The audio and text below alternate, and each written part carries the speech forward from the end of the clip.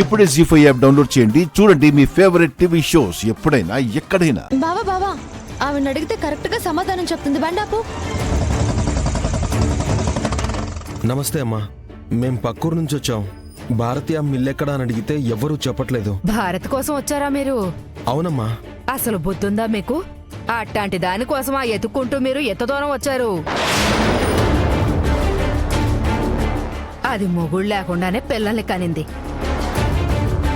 ఈ ఊరు మర్యాద మంటగలుపుతున్నావు అని అడిగితే పక్కూరోడు గుళ్ళో తాళి కట్టాడని 3 ముళ్ళ పసుపు తాడు చూపించింది. మీరిద్దరూ చుట్టమో పట్టమో అనుకుని వస్తే మిమ్మల్ని ఊళ్ళో వాళ్ళు ఇంకేమనుకుంటారో ఏంటో. పోండి పోండి. బావా వెళ్దాం పద, ఏదో తేడాగా ఉంది.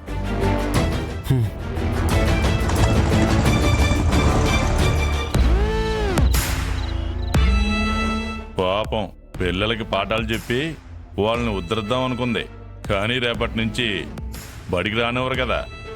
ఉద్యోగం పోయేలా చేశాం కదా నాన్న. వాళ్ళన్న పొలిమేర దాటి ఇక ఏ పనికి వెళ్ళనివ్వడు.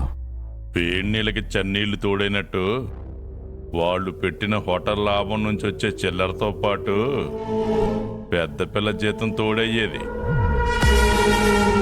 రేపటి నుంచి ఇంటి పట్టునే ఉంటే గంగ కష్టాలతో పాటు ఖర్చులు కూడా పెరిగిపోతాయి. నాన్న, ముహూర్తం పెట్టించుకున్న శ్రీవల్లి పెళ్ళైపోయాక నాకే ఉద్యోగం లేకపోయినా పర్వాలేదనుకుని కులాసాగా బతకాలనుకోవచ్చు. ఆడి అమ్మా నాన్నల్ని తెలివిమంతుల్ని చెయ్యాలి.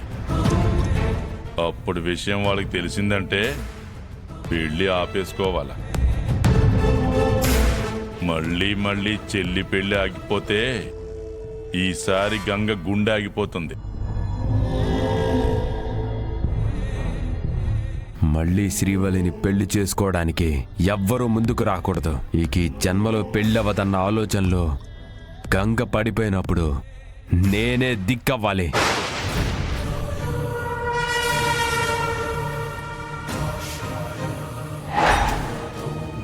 అబ్బోడా, జనాలకి తెలిసేలా నువ్వు తప్పు చేస్తే చట్టం నిన్ను శిక్షిస్తుంది. ఎవ్వరికి తెలియకుండా వేసేయాలా. అయ్యా చెప్పు. శివమ్మ గంగ వెంకటపురానికి పోయినారంట. వాళ్ళేదో అలివేలు మంగాపురానికి వెళ్ళినట్టు చెప్తున్నావు. ఏముంది అక్కడ విశేషం? చాలా పెద్ద విషయమే దేవా. భారతి అని ఒక అమాయకురాలుండేది. అవునయ్య గారు, నాకు పేరు గుర్తులేదు కానీ ఆవిడ గురించే ఆళ్ళని ఈళ్ళని అడుగుతున్నారంట. సర్లే, చెప్పినావు కదా, నువ్వు వెళ్ళు, మేం చూసుకుంటాం. అలాగే అయ్యా. భారతి ఎవరు నాన్న?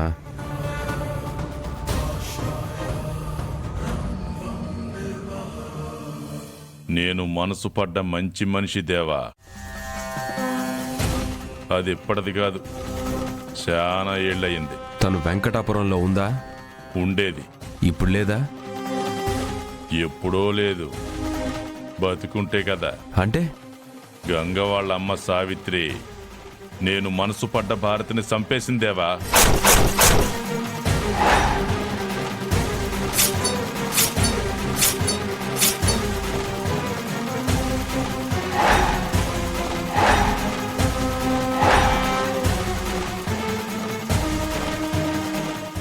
జీ5 యాప్ డౌన్లోడ్ చేసి అన్ని ఎపిసోడ్స్ పూర్తి ఉచితంగా చూడండి.